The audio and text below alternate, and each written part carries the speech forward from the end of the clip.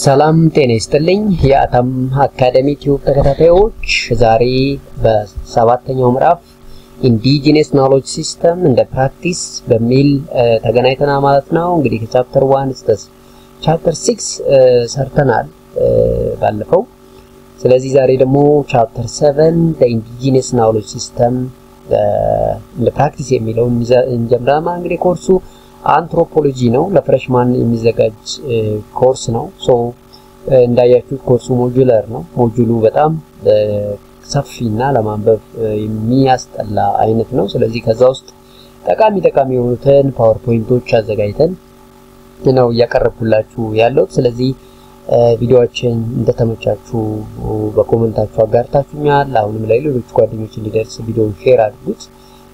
አዲስ ሆናችሁ ዛሬ ተቀላቀላችሁ ካላችሁ ደግሞ ወደ ኋላ ተመልሳችሁ እስከ ቻፕተር 6 ያለውን አንትሮፖሎጂ ቪዲዮ መመልከት ትችላላችሁ። እንግዲህ አገር በቀል ዕውቀት የሚለውና ፕራክቲስ የሚል ነው ዛሬ። እንግዲህ ኢንዲጂነስ ናውሌጅ ሲስተም እንደ ፕራክቲስ እንል አገር በቀል የሆነ ዕውቀት እና ልምድ ደግሞ ተግባር ምንድነው ለሀገሪቷስ ምን ያህል ጥቅም ላይ እየዋለ ይገኛል የሚለውን የምናይበት ቻፕተርስ ነው። ሶ IKS or Indigenous Knowledge System defined ሲደረግ technical insight of wisdom gained and developed by the people in particular localities through years of careful observation, experimentation with the phenomena around them ይላል። እንግዲህ ይሄ technical insight of wisdom gained or developed by people in a particular locality through various careful observation and experimentation ያለ እንግዲህ በደንብ በመልከታና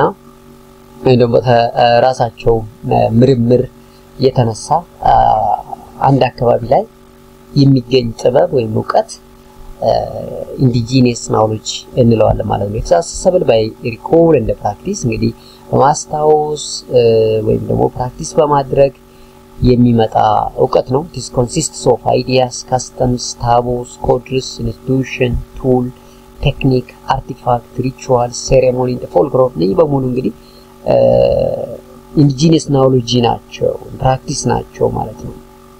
yes and this IKS refers to the total knowledge and the practice where explicit or implicit used in the management of socio-economic, ecological, and spiritual facets of life stored in collective memory and communicated orally among members of the community and to the future generations through stories, myths, songs. እንግዲህ ኢንዲጂነስ ናውሌጅ የምንለው አንድ ማህበራዊ ግንኙነት ወይ ማህበራዊ መስተጋብር የምንለውን የሚያካሂዱበት ኢኮሎጂካሊ ከኤንቫይሮንመንታቸው ጋር ተዋደው ተጣምረው ተስማምተው የሚኖሩበት እንዲሁም ስፒሪቹዋል ሲስተማቸውን ህይወታቸውን የሚያካሂዱበትና ይሄ ኮሌክቲቭ ሜሞሪ ሶላስ ኮሙኒኬሽን የሚያካሂዱበት ነው ማለት አክቹአሊ ብዙ ጊዜ የአይኬስ ወይ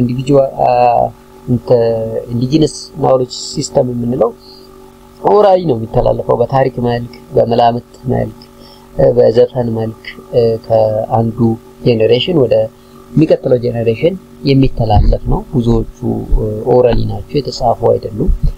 ሶ በዛ መልኩ ከትውልድ ወደ ትውልድ ሲተላለፍ ሲወራረድ የቆየ ይቅርታ ሲወረድ ስላልኩት ሲወራረድ የቆየ ተግባር ማለት ነው። ኢንዲጂነስ ናውሌጅ ስንል ማለት ነው።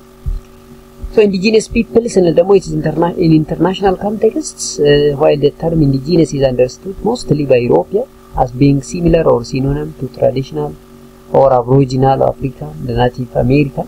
So indigenous people refers to specific group of people occupying a certain geographical area of many generations. እንግዲህ አንድ ቦታ ላይ ለረጅም ጊዜ የቆዩና የዘር ግንዳቸው ሲወራረድ የመጣ ማህበረሰብን indigenous people እንላቸዋለን ማለት ነው። so these indigenous people possess, practice and protect a total sum of knowledge and skill constitutive of their meaning, life system, livelihood, construction, expression that distinguish them from other groups. እንግዲህ ራሳቸው ሆነ አሰራር ዕውቀት አመለካከት ያላቸው ከሌላው የሚለዩ ማህበረሰቦች ሊሆኑ ይችላሉ ማለት ነው። so world bank definition of indigenous people in the world close attachment of ancestral territories and natural resources in them presence of customary social, political institution, economic system, primarily oriented by subsistence production, indigenous language often different from the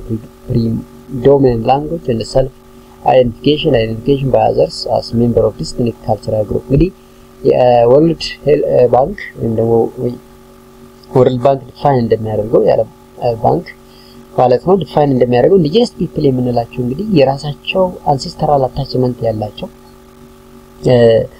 እንዲሁም በተፈጥሮ የሚለዩበት ፖለቲካል ሲስተም ኢኮኖሚክ ሲስተም እንዲሁም ፕሮዳክሽን ሲስተም የራሳቸው ቋንቋ indigenous language system ያላቸውና ራሳቸውን በራሳቸው የሚገልጹበት self identification system ያላቸው distinct culture ያላቸው ሰዎች ስብስብ ነው እንግዲህ indigenous people የምንለው ነው የሚላል እንግዲህ የዓለም ባንክ ዲፋይን ሲያደርግ indigenous people ማለት አንድ ቦታ ላይ ተሳስረው በደም ወይም በአካባቢ ተሳስረው የሚኖሩ ከፖለቲካ አንፃር ከኢኮኖሚ አንፃር ከሰራራ አንፃር ከቋንቋ አንፃር እንዲሁም ከሰልፍ አይደንቲቲ አንፃር ከሌሎች ተለይተው የሚኖሩ ማህበረሰቦችን indigenous people ይላቸዋል ማለት ነው።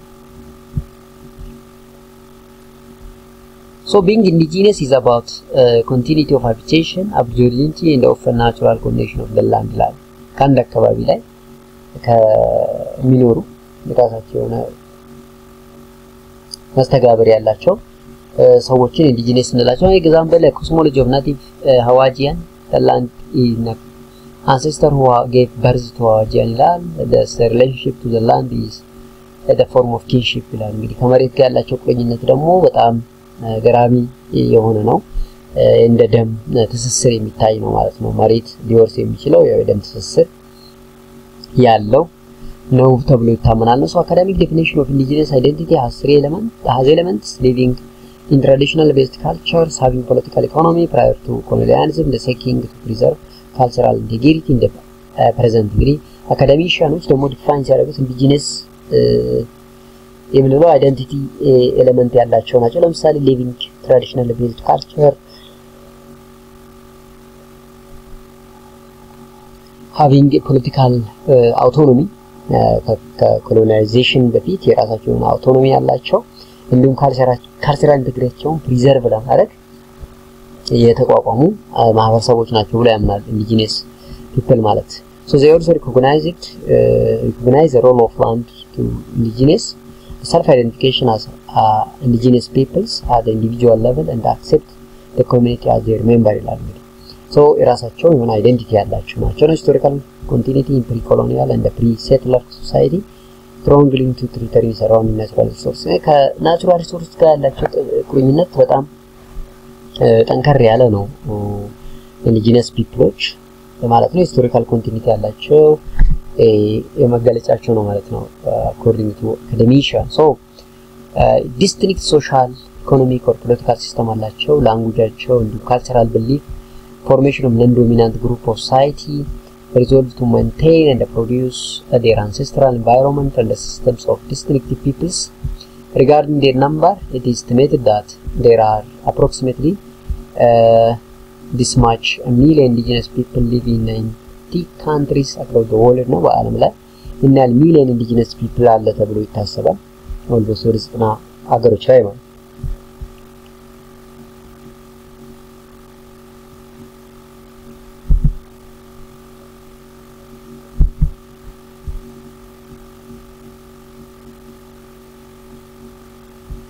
So while they constitute 5% of the world population, they make 50% of the world disadvantaged. And of this language in the world today, it is estimated that these spoken are indigenous people. So ከላንጉጅ አንፃር ከብሔር አንፃር ከፕሪዶሚናንስ አንፃር በፐርሰንት ተቀመጠ ቁጥር ነው የሚያሳየው ማለት ነው። So ታዲያ indigenous knowledge ማለት ታዲያ ምንድን ነው? So according to Warren, indigenous knowledge is a local knowledge that is unique to the given culture or society. እንግዲህ indigenous knowledge እውቀት ስንል ደግሞ ሀገር በቀል እውቀት ስንል ደግሞ በአንድ አካባቢ ላይ የሚታወቅ ዩኒክ የሆነ እውቀት ማለት ነው። So this in contrast with the international knowledge system generated by university, research institution or private firms Indigenous knowledge are different but closely related names such as folk knowledge, local knowledge, wisdom or non-formal knowledge, indigenous technical knowledge, traditional ecological knowledge and others. እንግዲህ indigenous knowledge የሚለው በተለያየ ሲስተም እንሰጠዋለን። እንግዲህ ከኢንተርናሽናል ላንጉዌጅ ትምህርት ቤት ገብተን ከምናገኘው ዲግሪ የተለየ ነው። ምክንያቱም አንድ አካባቢ ላይ የሚታወቅ የእውቀት ሁኔታ ነው። ታዲያ ይሄ indigenous knowledge በተለያየ ስያሜ ልንጠራው እንችላለን። folk knowledge እንላለን፣ local knowledge, wisdom, informal knowledge እያን እንደዚህ እንሰራለን። So indigenous knowledge is the knowledge that people in a given community have developed over time that continue to develop. እንግዲህ በየጊዜው እዛ አካባቢ ላይ ያለው አንድ አካባቢ ላይ ያለ ማህበረሰብ ከቤተሰብ ሲወራረድ ያገኘው እውቀት ነው ማለት ነው። እንግዲህ ሲያድግ የመጣ እያደገም ያለ እውቀት ነው ማለት ነው። indigenous knowledge is based on the experience often tested over centuries to use adapted to local culture and environment. ዳይናሚክ እንደ ቼንጂንግ በየጊዜው ቼንጅ ያደርጋል፣ አፕዴት ያደርጋል። ይሄ ደግሞ እውቀት በኤክስፒሪየንስ እና በቴስትድ በመደረግ በሙከራ የመጣ እውቀትም እንደሆነ ደግሞ ይታወቅ ያስፈልጋል ማለት ነው። ሶ ስፔሻል ፊቸር ኦፍ indigenous knowledge ከምንለው እንግዲህ ኤለን እና ሃሪስ የሚባሉ ሳይንቲስቶች አይደንቲፋይ the feature of indigenous knowledge አንደኛ ሎካል in that it is rooted in particular community associated with a broader cultural tradition የሆነ ቦታ ላይ ሩት አድርጎ ወይም መነሻ አድርጎ የተነሳ እዛ ኮሚኒቲ ውስጥ በስፋት የሚታወቅና ካልቸራል አስፔክት ያለው ነው የሚለው አንደኛው። ሁለተኛ ፓስት knowledge and therefore more easily confidable ነው። እንግዲህ በቀላሉ ፕሩቭ የምናደርገው በቀላሉ የምናውቀው ላይሆን ይችላል ማለት ነው። ላንጉዌጅ knowledge እንደ ትራንስሚትድ ኦራሊ ነው፣ በጽሁፍ አይደለም። ብዙ ጊዜ በኦራሊ ነው ከቤተሰቦቻችን ወደ ልጆች የሚተላለፈው። ኤክስፔሪንሻል አዘራን ቴዎሪቲካል ብዙ ጊዜ በሙከራ የተረጋገጠ ነው እንጂ የቴዎሪቲካል ብቻ አይደለም ማለት ነው። ኢረር ማቴሪያል ቴስትድ ሪጎረስ ላቦራቶሪስ ፎር ላቦራቶሪስ የምንሞክረው ምናልባት ላይሆን ይችላል ማለት ነው። ሶ learns through repetition which is defined the characteristics of tradition even when new knowledge is added. Repetition aids retention the reinforcement of that. ስለዚህ በድግግሞሽ አእምሮአችን ውስጥ እንዲቀር የምናደርገው የእውቀት አይነት ነው። ኮንስታንትሊ ቼንጂንግ ነው። በየጊዜው እንግዲህ አፕዴት ይሆናል፣ ይቀያየራል። ጄኔሬሽኑ እየተለወጠ ቴክኖሎጂው እየመጣ ሲሄድ ኤክስተርናል ፋክተሮች በራሱ እንዲቀየር ያደርጉት ይችላሉ ማለት ነው። እንግዲህ ስፔሻል ፊቸር ኦፍ indigenous knowledge የምንላቸው ናቸው ማለት ነው። ይህ ብቻ ሳይሆን until recently the development of communities conception of knowledge was influenced primarily by the philosophy and the method of western science. እንግዲህ አሁን ላይ ይሄ indigenous knowledge የምንለው በዌስተርኖች እና በተለያየ በፊሎሶፊ አፌክት እየመጣ ያለ ነው ማለት ነው። today however both scholar and public policy maker are recognizing the importance of various local and cultural based knowledge. even አሁን ላይ at least እውቅና ሰጥቶት indigenous knowledge ብዙ ሎካሊቲ ወይ ብዙ ሀገር ላይ ተጠቀሙታል ማለት ነው። indigenous knowledge important in the people in a community value whatever resource they get from environment through the sustainable production system. እንግዲህ ዘለቂታ ያለው ቀጣይነት ያለው አስተማማኝ እንዲሆን እየተደረገ ያለ በተገጣሚ ያለ large percentage of Earth's genetic diversity has been maintained and managed through this farmers indigenous knowledge system. still ብዙዎች አካባቢ ላይ መሬት እየተጠበቀ ያለው በገበሬዎች ሀገር በቀል እውቀት ነው የሚላችሁ። so indigenous knowledge system enable people to develop strategy for handling household and communal activities ነው። በአካባቢያችን ያለውን አስተጋበር የመሬት አያያዝ፣ ከብቶች እርባታ፣ የልጆች አስተዳደግ even የሜዲሲን ሲስተሙ በትራዲሽናል ወይ የተያዘ እና ዲቨሎፕ እየሆነ ያለ ሲስተም ነው የሚላችሁ። ለምሳሌ በኢትዮጵያ ውስጥ ብትሄዱ ይሄ መተጋገዝ ደቦ እንደ ጂጌ የምንለው ሰዎች ዩናይት አድርገው ስራ የሚሰሩበት ሲስተም እንግዲህ አንዱ indigenous knowledgeአችን ነው። ሌላው over years indigenous knowledge authority have local rules to protect resources such as plants, stone terracing, agroforestry, rivers, food preservation, conflict management, calendar, following a social regeneration of practice.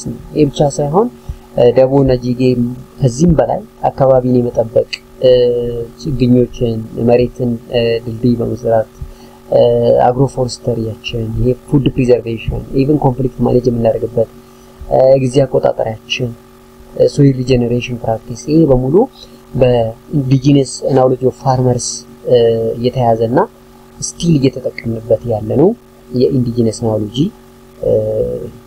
ዘርፍ ነው ማለት ነው።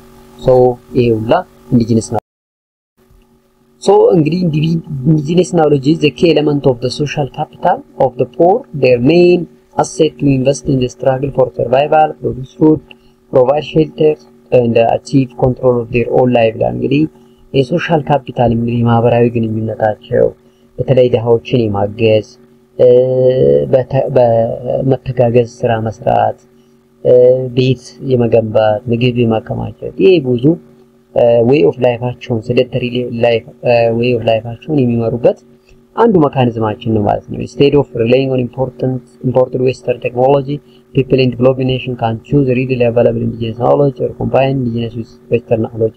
ስለዚህ western technology ላይ ብቻ ሪሌይ አድርገው አይደለም እየኖሩ ያሉት still በትራዲሽናል indigenous knowledge-አቸውና እንደውም ይሄንን indigenous knowledge ከቴክኖሎጂ ጋር ኮምባይን በማድረግ ህይወታችን እየገፋን እንገኛለን ማለት ነው። It is important to note that not all indigenous practices are beneficial to the sustainable development of local community, and not all prior knowledge has right insight for a given problem.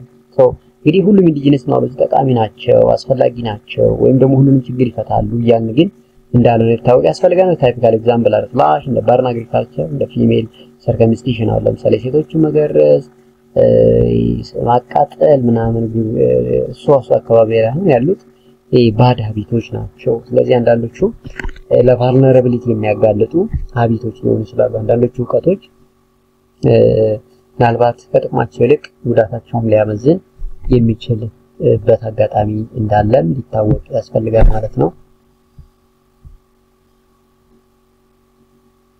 እንግዲህ ኢንዲጂነስ ናውሎጂ እና ዴቨሎፕመንት ምንድን ነው የሚያገናኛቸው ከእድገት ጋር እንዴት ሊቆራኝ ይችላል? ኢንዲጂነስ ናውሎጂ pass from one generation to the next, enable indigenous people to survive, manage their natural resources and ecosystems surrounding them like animals, plants, rivers, seas, natural environment. እንግዲህ ብላ ይሄ ኢንዲጂነስ ናውሎጂ ከትውልድ ወደ ትውልድ ሲተላለፍ የመጣ እንዴት ናቹራል ሪሶርሳቸውን መጠበቅ እንዳለባቸው ኢኮሲስተማቸውን ባስተካክለው እንስሳትን ወንዞችን ሀይቆችን እንዲሁም ናቹራል ኤንቫይሮንመንት እንዴት መጠበቅ እንዳለባቸው ያቁታል ማለት ነው። So this knowledge of this element from interacting unit known as indigenous coping system.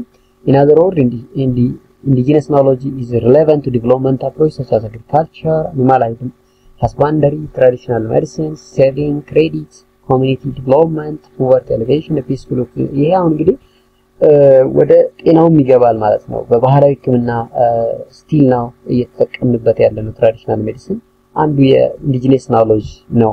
እንስሳ እርባታ የግብርና ሁኔታችን የብሊ ቁጠባችን የድርቁ ያሉ ክሬዲት ኮሚኒቲ ዴቨሎፕመንት ፖቨርቲ ኤሌቬሽን ድህነትን የማስጥፋትና አብሮ የመኖር ባህላቸውን የማጠነክርበት አንዱ የኢንዲጂነስ ናውሎጂ ጥቅም ነው ማለት ነው። ኢንዲጂነስ ናውሎጂ may help identify cost effective and sustainable mechanism for poverty alleviation that are locally manageable and meaningful. እንግዲህ ድህነትን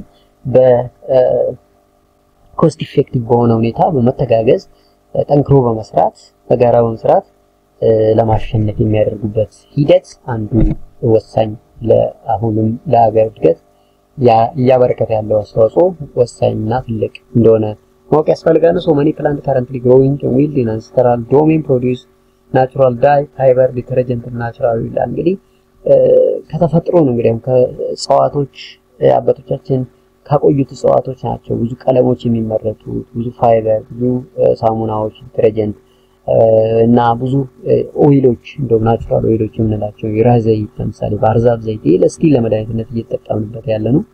መነሻው እንግዲህ ኢንዲጂነስ ናውሎጂ ነው። several plants in the ancestral domain have medicinal use and the chemical compound of this plant can be identified for the production of organic medicine. እንግዲህ ፕላንቶች ፋይቶ ኮምፓውንድ የሚባላላቸው ያ ፋይቶ ኮምፓውንድ እንግዲህ ሜዲሲን ኢንዱስትሪው ላይ በጣም ናቹራል ፕሮዳክት ድራግ ዲስከቨሪ በሚል በስፋት የምናየውና የምንማረው ነገር ነውና ይሄው ላይ ነው እንግዲህ ከኢንዲጂነስ ናውሎጂ መነሻ በማድረግ ነው ማለት ነው።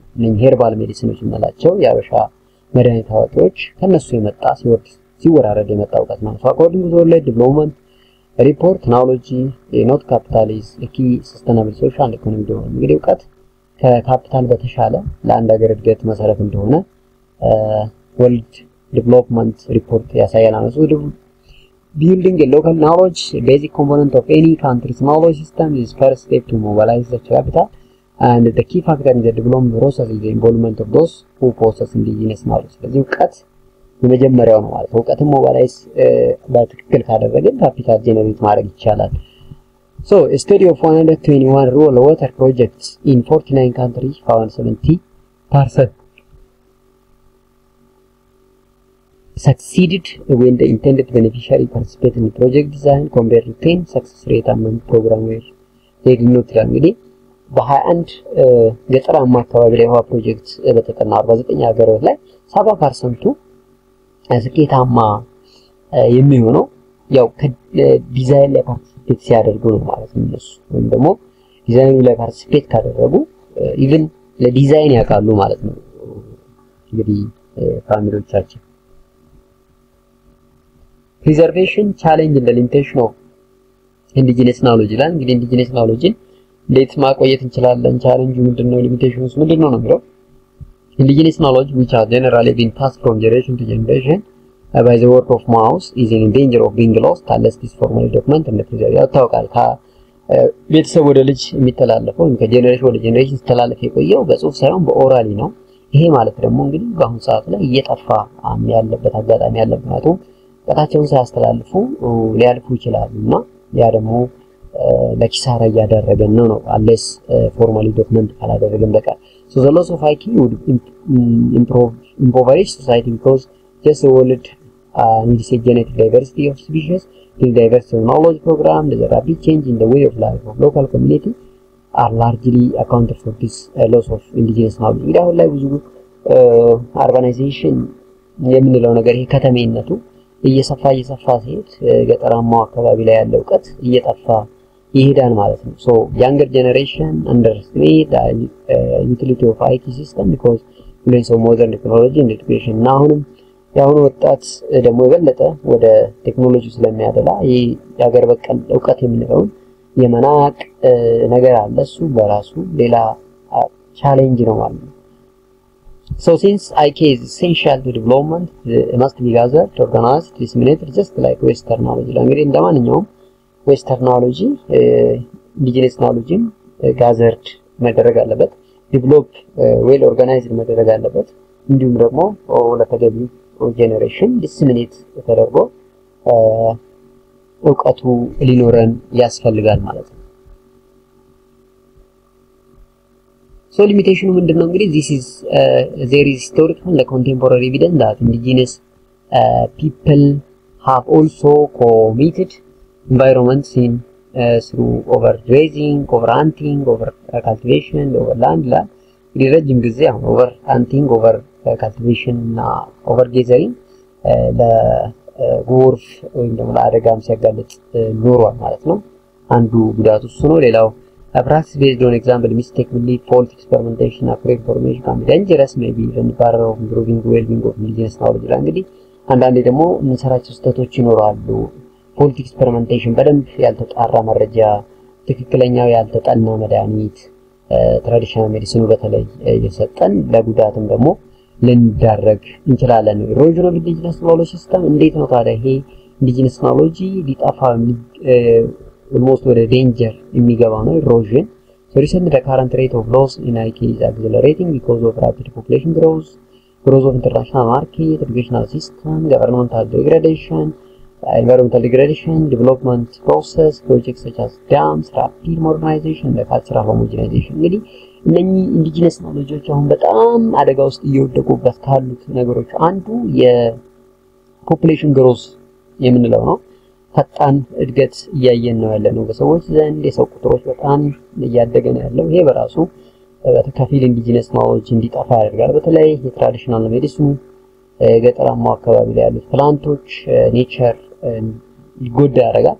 ሌላው growth of international market ነው። የኤዱኬሽን ሲስተማችን በራሱ environmental degradation ኢቨን አንዳንድ ፕሮጀክቶች በራሱ ወደ ሞደርናይዜሽን እያደሉ ስለሆነ ካልቸራል ሆሞጂኒቲ እየመጣ ነው። በግሎባላይዜሽን የተነሳ ዓለም ባንድ መንደር እየሆነች ስለሆነ ምናልባት ኢንዲጂነስ ናውሌጅ እየጠፋ እየሄደ እንዳለ ይዘገባል ማለት ነው።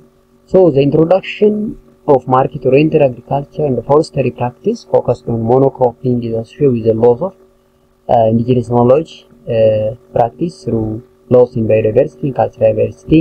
For instance, policy promoting generic rice and wheat varieties due to locally adapted species. እንግዲህ አሁን አንዳንዴ ይሄ የግብርና ሲስተማችን በራሱ ምናልባት አንድ አይነት ዝርያዎች በማድረግ የተነሳ የተለያየ ቫራይቲዎችን ባዮዳይቨርሲቲን እያጠፋ ያለበት ገጣሚ ያለ ማለት ነው። So with the readily availability of many commercial food, some biodiversity seem to become less relevant, such as seed and the crop variety selected over years for a long time storage. Attribute so in the short term, chemical inputs seem to reduce the need of tailored variety of difficult growing conditions, contributing to the demise of local variety. እንግዲህ ወደ ግብርናው አካባቢ ብትሄዱ አሁን መሬት ሁሌም ፈርቲላይዘር ለመደ የፈርቲላይዘር መልመዱ ራሱ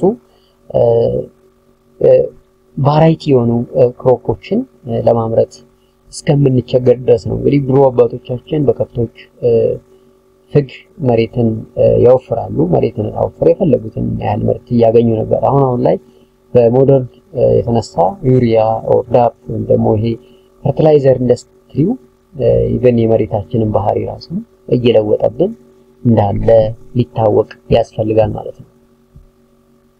ሌላው ያው ወደ ዲፎሬስቴሽን ስንመጣ የደን መመንጠር እንግዲህ ሜዲሲናል ፕላንቶችን ሙሉ በሙሉ እንዲጠፉም እያደረገበት ያለው አጋጣሚ አለ። እሱም አንዱ ሪስካችን ነው። more knowledge is being lost as a result of distribution of traditional channel of oral communication. Neither children or adults spend much time in their community more ነው። አሁን ላይ ብዙዎቻችን ኮሚኒኬሽን ሲስተማችን በራሱ የተለያየ ሆኗል። ወደ ሶሻል ሚዲያው ስለምናደላ ከቤተሰቦቻችን ጋር ቁጭ ብለን እውቀት የምናወርስበት ጊዜ ራሱ አይኖርም ማለት ነው። እሱ በራሱ indigenous knowledge እንዲጠፋ ያደርጋል። As IK is transmitted orally, it is vulnerable to rapid change, especially when people are displaced, when young people are curious, lifestyle change. በተለይ በኦራሊ የሚተላለፈው ቁጭ ብለን ወግ የቤተሰብ ወግ የምናወራበት ሰዓት ከማጣታችን የተነሳ እንግዲህ indigenous knowledge በጣም አደጋ ውስጥ እየወደቁ እንዳለ ያሳየናል። Also in some countries official propaganda depict indigenous cultures methodologies backward or out of date. እንግዲህ እንደውም አሁን ላይ ይሄ ኋላ ቀር አስተሳሰብን የምንሰብክ ያህል እስከምንታይ ድረስ ነው ስለ indigenous knowledge ካወራንና ይሄም የራሱ indigenous knowledgeዎችን አደጋ ውስጥ ከተተ ድርጊት ነው። often formal schooling reinforce negative attitude ነው። በዚህ indigenous knowledgeን እያጣን ሄደናል ማለት ነው። እንግዲህ ስለ indigenous knowledge ያለ ፓወርፖይንት ይሄንን ይመስላል። እንግዲህ አንትሮፖሎጂ ከቻፕተር 1 እስከ ቻፕተር 7 ድረስ ለመስራት ሞክሬያለሁ። እንግዲህ ከቪዲዮአችን አሪፍ ነገር እንዳገኛችሁ አልጠራጠርም። በየቻፕተሩ አንዳንድ ጥያቄዎችን እያዘጋጀው ለመልቀቅ ሞክራለሁ። እነኛ ጥያቄዎችን ፕራክቲስ እያደረጋችሁ የበለጠ ደግሞ ኮንሰፕቱን አንደርስታንድ እንድታደርጉ ልክ ከቻፕተር 1 እስከ 3 እንዳወጣሁት ሁላ ቻፕተር 4 እና 5 አንድ ጋር ቻፕተር 6 እና 7 ደግሞ በጋራ አንድ ጋር ያረኩ ጥያቄዎችን አውጥቼ እንድትለማመዱ አደርጋለሁ። ስለዚህ እስከ መጨረሻው ስለተከታተላችሁኝ ከልብ አመሰግናለሁ። አሁን ቻናላችንን ሰብስክራይብ ካላደረጋችሁ ቻናሉን ሰብስክራይብ አድርጋችሁ እንድትወጡ ጠይቃለሁ። ቪዲዮ ከተመቻችሁ ላይክ በማድረግ እንድትወጡ ጠይቃለሁ። ያ ብቻ ሳይሆን ይህ ቪዲዮ ጠቃሚ መሆኑን ካረጋገጣችሁ ለጓደኞቻችሁ ሼር ታደርጉላቸው መልካም ይሆናል። እንግዲህ በሌላ ቪዲዮ ደግሞ እስከምንገናኝ ሰላም።